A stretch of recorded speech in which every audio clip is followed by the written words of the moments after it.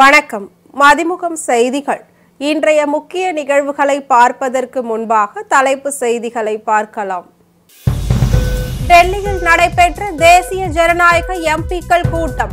Operation Sindoor வெற்றியை நாடு முழுவதும் கொண்டாட தீர்மானம். கிங்டம் திரைப்படத்தை தமிழ்நாட்டில் வெளியிட தடை விதிக்க வேண்டும். மதிமுக பொதுச் செயலாளர் வைகோ கண்டனம். கச்சா எண்ணெய் விவகாரத்தில் இந்தியாவை அமெரிக்கா குறிவைப்பது நியாயமற்றது. ஒன்றிய அரசு கண்டனம். நாடாளுமன்றங்களில் இனி விவாதம் இன்றி மசோதாக்கள் நிறைவேற்றப்படும். ஒன்றிய அமைச்சர் கிரண் ரிஜிஜு எச்சரிக்கை. தமிழக வெற்றி கழக மாநாடு தேதி மாற்றம். மதுரையில் ஆகஸ்ட் 21 மாநாடு நடைபெறும் என அறிவிப்பு. டெல்லியில் நடந்த தேசிய ஜனநாயக எம்பிக்கள் கூட்டத்தில் ஆபரேஷன் சிந்தூர் வெற்றியை நாடு முழுவதும் கொண்டாட தீர்மானம் நிறைவேற்றப்பட்டுள்ளது. டெல்லியில் நடந்த தேசிய ஜனநாயக எம்பிக்கள் கூட்டத்தில் ஆபரேஷன் சிந்தூர் வெற்றியை நாடு முழுவதும் கொண்டாட தீர்மானம் நிறைவேற்றப்பட்டுள்ளது. டெல்லியில் தேசிய ஜனநாயக கூட்டணியின் எம்பிக்கள் கூட்டம் நடைபெற்றது. நாடாளுமன்ற வளாகத்தில் நடந்த இக்கூட்டத்தில் பாஜக தலைவர் ஜே.பி. நட்டா, ஒன்றிய அமைச்சர்கள் அமித்ஷா, ராஜ்நாத் சிங் மற்றும் கூட்டணி கட்சி எம்பிக்களும் பங்கேற்றனர். இந்த கூட்டத்தில் இந்திய பிரதமராக மோடி அரசு 11 ஆண்டுகளை நிறைவு செய்துள்ளதை நினைவு கூறப்பட்ட நிலையில் பிரதமர் மோடிக்கு ராஜ்நாத் சிங் மாலை அணிவித்து வாழ்த்து தெரிவித்தார். மேலும் ஆபரேஷன் சிந்தூர் வெற்றிக்கு வாழ்த்து தெரிவித்து தீர்மானம் நிறைவேற்றப்பட்டது. இந்த தீர்மானத்தில் சுதந்திர தினத்தை ஒட்டி ஆபரேஷன் சிந்தூர் வெற்றியை கொண்டாட பேரணிகள் நடத்தவும், ஆபரேஷன் சிந்தூர் வெற்றியை நாடு முழுவதும் கொண்டாடவும் திட்டமிட்டுள்ளதாக தகவல் வெளியாகியுள்ளது. குடியரசு துணைத் தலைவர் தேர்தல் நடைபெற உள்ள நிலையில் தேசிய ஜனநாயக கூட்டணியின் எம்பிக்கள் கூட்டம் முக்கியத்துவம் பெற்றுள்ளது. தமிழ்நாட்டில் கிங்டம் தெலுங்கு திரைப்படம் திரையரங்குகளில் வெளியிடப்பட்டிருப்பதற்கு தடை விதிக்க வேண்டும் என மதிமுக பொதுச் செயலாளர் வைகோ வலியுறுத்தியுள்ளார். இது குறித்து வைகோ வெளியிட்டுள்ள அறிக்கையில், நடிகர் விஜய் தேவர்கொண்டா நடிப்பில் வெளியான தெலுங்கு திரைப்படமான கிங்டம் ஈழத் தமிழர்களை மிக மோசமாக சித்தரித்து காட்டியுள்ளதாகவும், இந்தியாவில் இருந்து இலங்கைக்கு குடிபெயர்ந்து சென்றவர்களை ஈழத் தமிழர்கள் போல் அடிமைகள் போலவும் தீண்டத்தகாதவர்களாகவும் நடத்துவது போன்ற இத்திரைப்படத்தில் காட்சிகள் இடம்பெற்றுள்ளதாக வைகோ குற்றம் சாட்டியுள்ளார். தங்கள் தாயகத்தின் இறையாண்மையை மீட்டெடுக்க 30 ஆண்டு காலம் தந்தை செல்வா தலைமையில் அற போராட்டத்தையும் 30 ஆண்டு காலம் பிரபாகரன் தலைமையில் மறு போராட்டத்தையும் நடத்திய ஈழத்தமிழ் மக்கள் அதற்காக கொடுத்த விலை அதிகம் என வைகோ சுட்டி காட்டியுள்ளார். மேலும் இந்தியா உள்ளிட்ட உலக நாடுகளின் துணையோடு சிங்கள அரசு தமிழ் இன படுகொலையை நடத்தியதாக தெரிவித்த வைகோ, பன்னாட்டு நீதிமன்றத்தின் குற்றக்கூண்டில் ராஜபக்சே உள்ளிட்ட கும்பலை நிறுத்தி தண்டனை வழங்கி நீதியை நிலைநாட்ட வேண்டும் என்று தமிழ் தேசிய இனம் போராடி கொண்டிருப்பதாக குறிப்பிட்டுள்ளார். இந்நிலையில் வீரம் செறிந்த ஈழ விடுதலை போராட்டத்தையும் ஈழ தமிழர்களையும் தவறாக சித்தரித்து திரைப்படங்கள் வெளியிட்டு வரலாற்றை சிதைக்கின்ற முயற்சி கடும் கண்டனத்திற்குரியது என்று வைகோ கூறியுள்ளார். எனவே தமிழ்நாட்டில் கிங்டம் தெலுங்கு திரைப்படம் திரையரங்குகளில் வெளியிடப்பட்டிருப்பதற்கு தடை விதிக்க வேண்டும் என்று வைகோ வலியுறுத்தியுள்ளார். கச்சா எண்ணெய் விவகாரத்தில் இந்தியாவை அமெரிக்கா குறிவைப்பது நியாயமற்றது என்று ஒன்றிய அரசு கண்டனம் தெரிவித்துள்ளது. உக்ரைன் ரஷ்யா இடையேயான போர் இன்று 1258வது நாளாக நீடித்து வருகிறது. இந்த போரில் ஆயிரக்கணக்கானோர் உயிரிழந்தனர். இதனிடையே போர் தொடங்கியது முதல் ரஷ்யா மீது அமெரிக்கா பல்வேறு பொருளாதார தடைகளை விதித்து வருகிறது. அதேவேளை ரஷ்யாவில் இருந்து இந்தியா, சீனா, பிரேசில் போன்ற நாடுகள் குறைந்த விலையில் கச்சா எண்ணெய் வாங்கி வருகின்றனர். மேலும் ரஷ்யாவில் இருந்து இந்தியா கச்சா எண்ணெய், ராணுவ உபகரணங்கள் கொள்முதல் செய்வதாகவும், இந்த பணத்தை உக்ரைனுக்கு எதிரான போரில் ரஷ்யா பயன்படுத்துவதாகவும் அமெரிக்க அதிபர் டிரம்ப் குற்றம் சாட்டியுள்ளார். இதனை அடுத்து இந்தியாவில் இருந்து இறக்குமதி செய்யப்படும் பொருட்களுக்கு 25% வரி விதிப்பதாக டிரம்ப் கடந்த வாரம் அறிவித்திருந்தார்.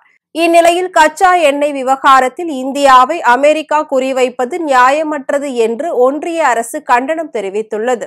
இது தொடர்பாக வெளியுறவுத்துறை அமைச்சகம் வெளியிட்டுள்ள அறிக்கையில், ஐரோப்பிய நாடுகள் ரஷ்யாவிடம் இருந்து கச்சா எண்ணெய் மட்டும் இன்றி உரம், கனிம பொருட்கள், வேதி பொருட்கள், இரும்பு, எந்திரங்கள் உள்ளிட்ட பல்வேறு பொருட்களை இறக்குமதி செய்கின்றன.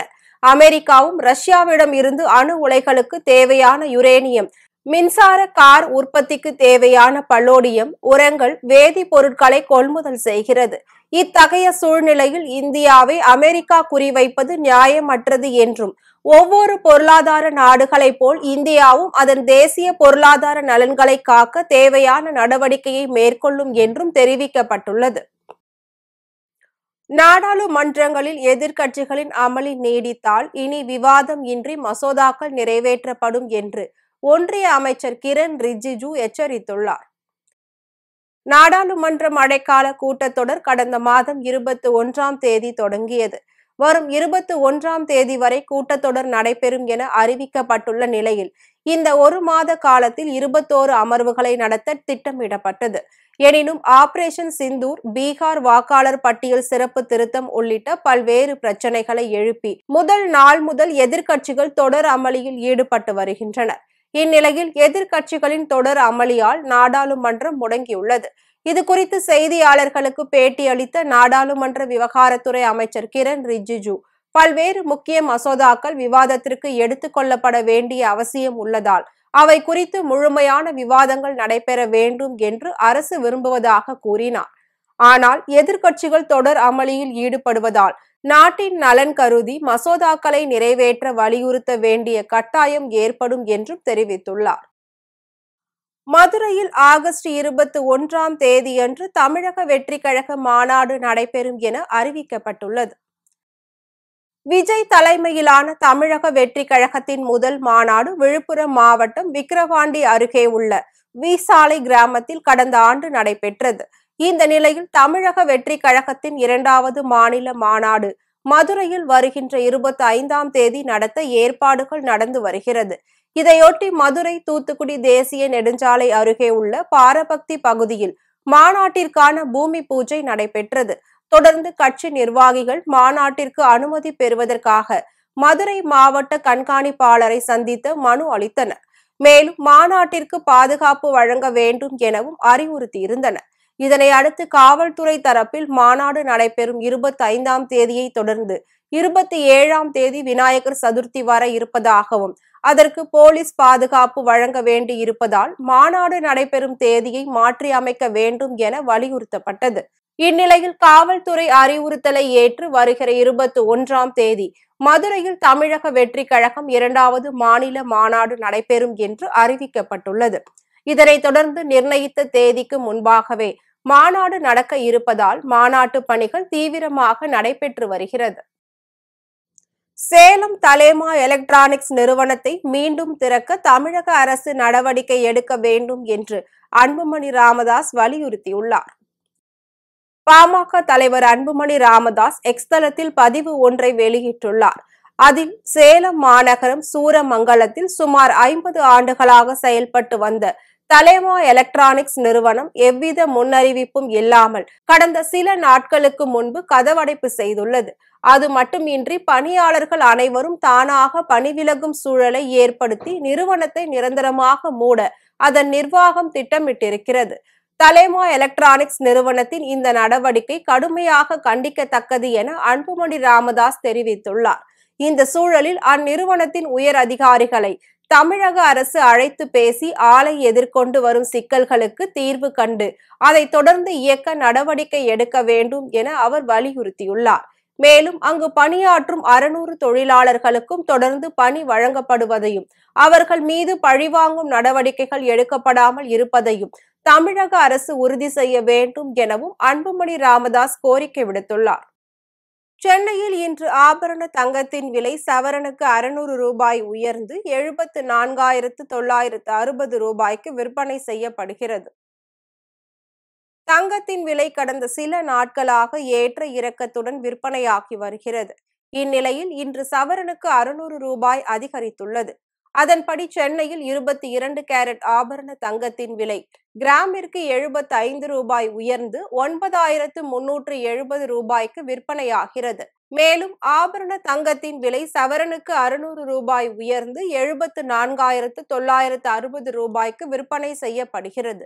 அதேபோல் வெள்ளியின் விலையும் கிராமிற்கு 2 ரூபாய் உயர்ந்து 1 கிராம் வெள்ளியின் விலை 125 ரூபாய்க்கும் 1 கிலோ வெள்ளியின் விலை 1,25,000 ரூபாய்க்கும் விற்பனையாகிறது.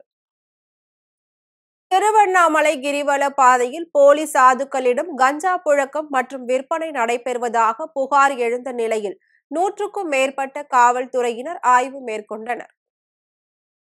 திருவண்ணாமலை அண்ணாமலையார் கோவில் பின்புறம் உள்ள கிரிவல பாதையில் அதிக அளவு கஞ்சா பழக்கம் மற்றும் விற்பனை நடைபெற்று வருவதாக பல்வேறு தரப்பினர் புகார் தெரிவித்து வருகின்றனர். அதன் பேரில் 100க்கும் மேற்பட்ட காவல்துறையினர் கிரிவல பாதையில் திடீர் சோதனையில் ஈடுபட்டனர்.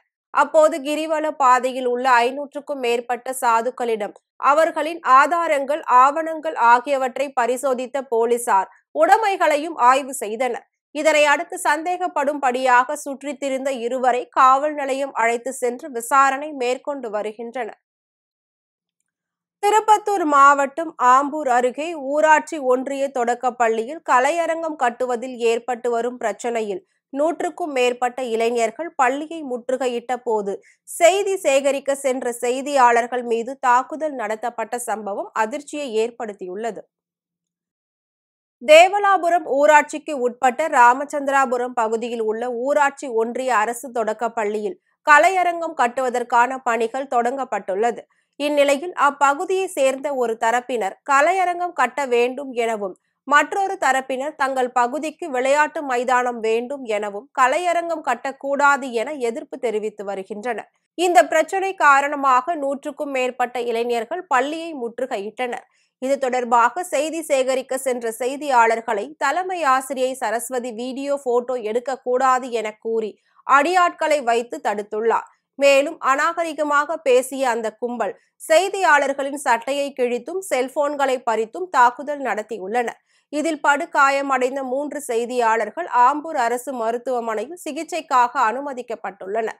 இதனை அடுத்து செய்தியாளர்களை தாக்கிய இளைஞர்கள் மீதும் அவர்களுக்கு தூண்டுதலாக இருந்த பள்ளி தலைமை ஆசிரியை சரஸ்வதி மீதும் கடும் நடவடிக்கை எடுக்க வலியுறுத்தி அனைத்து செய்தியாளர்கள் தரப்பில் உமராபாத் காவல் நிலையத்தில் புகார் அளிக்கப்பட்டது.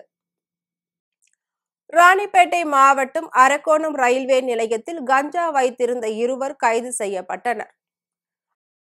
அரக்கோணம் ரயில்வே நிலையம் வழியாக செல்லும் ரயில்களில் வெளி மாநிலத்தவர்கள் சிலர் கஞ்சா கடத்துவதாக அரக்கோணம் ரயில்வே பாதுகாப்பு படை போலீசாருக்கு தகவல் கிடைத்தது.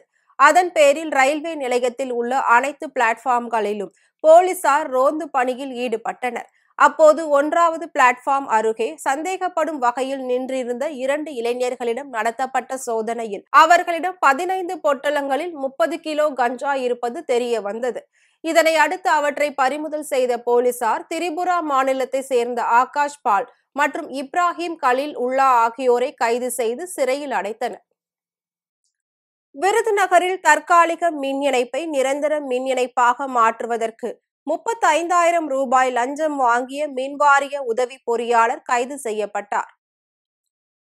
விருதுநகர் அடுத்த DKSP நகர் பகுதியை சேர்ந்தவர் லலிதாம்பிகை. இவர் தனது வீட்டில் உள்ள தற்காலிக மின் இணைப்பை நிரந்தர மின் இணைப்பாக மாற்ற கோரி மின்வாரிய அலுவலகத்தில் மனு அளித்திருந்தார். இந்நிலையில் உதவி மின்வாரிய பொறியாளர் மாடக்குமார் லலிதாம்பிகையிடம் மின் மீட்டரை இடமாற்றம் செய்ய 35,000 ரூபாய் லஞ்சம் கேட்டுள்ளார். லஞ்சம் கொடுக்க விரும்பாத லலிதாம்பிகை இது குறித்து விருதுநகர் லஞ்ச ஒழிப்பு தடுப்பு காவல்துறையில் புகார் அளித்துள்ளார். இதனை அடுத்து லஞ்ச ஒழிப்பு துறையினர் கொடுத்த அறிவுரையின்படி ரசாயனம் தடவப்பட்ட ரூபாய் நோட்டுகளை மாடக்குமாரிடம் லலிதாம்பிகை கொடுத்த போது அங்கு மறைந்திருந்த போலீசார் மாடக்குமாரை கைது செய்தனர். மயிலாடுதுறை மாவட்ட ஆட்சியர் அலுவலகத்திற்கு 2 சக்கர வாகனத்தில் ஹெல்மெட் அணியாமல் வந்த அதிகாரிகள் மற்றும் பொது மக்களுக்கு சாலை பாதுகாப்பு விதிமுறைகள் குறித்து விழிப்புணர்வு ஏற்படுத்தப்பட்டது. மயிலாடுதுறை மாவட்டத்தில் சாலை விதிகளை கடைபிடிக்க வலியுறுத்தி விழிப்புணர்வு ஏற்படுத்தவும், தலைக்கவசம் அணியாதவர்கள் மீது அபராதம் விதித்து நடவடிக்கை எடுக்கவும் போக்குவரத்து காவல்துறையினருக்கு மாவட்ட ஆட்சியர் ஸ்ரீகாந்த் அறிவுறுத்தியுள்ளார். அதன் பேரில் கடந்த மாதம் தலைக்கவசம் அணியாத 900 நபர்களுக்கு அபராதம் விதிக்கப்பட்டுள்ளது. இந்நிலையில் மயிலாடுதுறை மாவட்ட ஆட்சியர் அலுவலகம் வாயிலில் நின்றிருந்த மயிலாடுதுறை போக்குவரத்து காவல்துறையினர் ஹெல்மெட் அணியாமல் 2 சக்கர வாகனத்தில் வந்த அலுவலர்கள் மற்றும் பொது மக்களுக்கு சாலை பாதுகாப்பு குறித்த விழிப்புணர்வு துண்டு பிரசுரங்களை வழங்கி ஹெல்மெட் அணிந்து இருசக்கர வாகனத்தில் பயணிக்க வேண்டும் என அறிவுறுத்தினர். மேலும் ஹெல்மெட் அணியாமல் வந்தால் 1000 ரூபாய் அபராதம் விதிக்கப்படும் எனவும் எச்சரிக்கை விடுத்தனர். வேலூர் அருகே கோவில் கட்டுவதற்காக பள்ளம் தோண்டிய போது மிகவும் பழமையான 4 ஐம்பொன் சிலைகள் கண்டெடுக்கப்பட்டுள்ளது. வேலூர் அடுத்த அன்பூண்டி கிராமத்தில் அமைந்துள்ள 1000 ஆண்டுகள் பழமையான திருத்தல ஈஸ்வரர் கோவில் பழுதடைந்து காணப்படும் நிலையில் இந்து சமய அறநிலையத்துறை சார்பில் 1.14 கோடி ரூபாய் மதிப்பீட்டில் கோவிலை புனரமைக்க நிதி ஒதுக்கப்பட்டது. அதன்படி கோவில் கட்டுமான பணிகளை தொடங்குவதற்கு பள்ளம் தோண்டிய போது பழமையான 4 ஐம்பொன் சிலைகள் கண்டெடுக்கப்பட்டது. தொடர்ந்து பள்ளம் தோண்ட வேண்டாம் என பணிகள் நிறுத்த வேண்டாம் என கூறப்பட்ட நிலையில் தொல்லியல் துறையினர் ஆய்வு செய்த பின்னர் பணிகள் துவங்கப்படும் என தெரிவிக்கப்பட்டுள்ளது. ரஷ்யாவின் கம்சட்கா தீபகற்பகத்தில் உள்ள கிராஷென்னினி கோவ் எரிமலை 600 ஆண்டுகளுக்கு பிறகு வெடித்துள்ளது. கடந்த வாரம் ரஷ்யாவில் 7.0 என்ற ரிக்டர் அளவில் பயங்கர நிலநடுக்கம் ஏற்பட்டது. இந்த தாக்கம் காரணமாகவே எரிமலை வெடித்திருக்கலாம் என விஞ்ஞானிகள் தெரிவித்துள்ளனர். இந்த எரிமலையானது இதற்கு முன்பு கடந்த 1463ஆம் ஆண்டில் வெடித்திருக்கலாம் என்று கூறப்படுகிறது. மக்கள் வசிக்காத பகுதி என்பதால் பெரிய அளவிலான பாதிப்பு இல்லை என அந்நாட்டு அரசு தெரிவித்துள்ளது. அதாவது 6000 மீட்டர் உயரம் வரை சாம்பல் மேகம் உயர்ந்துள்ளது. சாம்பல் மேகம் பசிபிக் கடலை நோக்கி நகர்ந்துள்ளதாக தெரிவிக்கப்பட்டுள்ளது. மேலும் இந்த எரிமலை வெடிப்பிற்கு ஆரஞ்சு ஏவியேஷன் அலர்ட் எச்சரிக்கை விடுக்கப்பட்டுள்ளது. மீண்டும் தலைப்புச் செய்திகள். டெல்லியில் நடைபெற்ற தேசிய ஜனநாயக எம்பிக்கள் கூட்டம். ஆபரேஷன் சிந்தூர் வெற்றியை நாடு முழுவதும் கொண்டாட தீர்மானம்.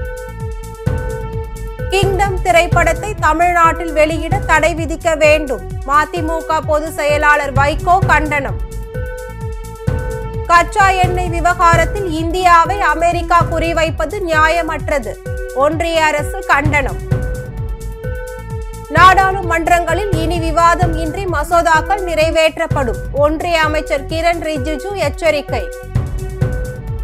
தமிழக வெற்றி கழக மாநாடு தேதி மாற்றம். மதுரையில் ஆகஸ்ட் 21ஆம் தேதி மாநாடு நடைபெறும் என அறிவிப்பு. இத்துடன் செய்திகள் நிறைவடைந்தன. மீண்டும் செய்திகள் இரவு 8 மணிக்கு. மேலும் செய்திகளை தெரிந்து கொள்ள மதிமுகம் பிரைம் யூடியூப் தளத்தில் இணைந்திருங்கள்.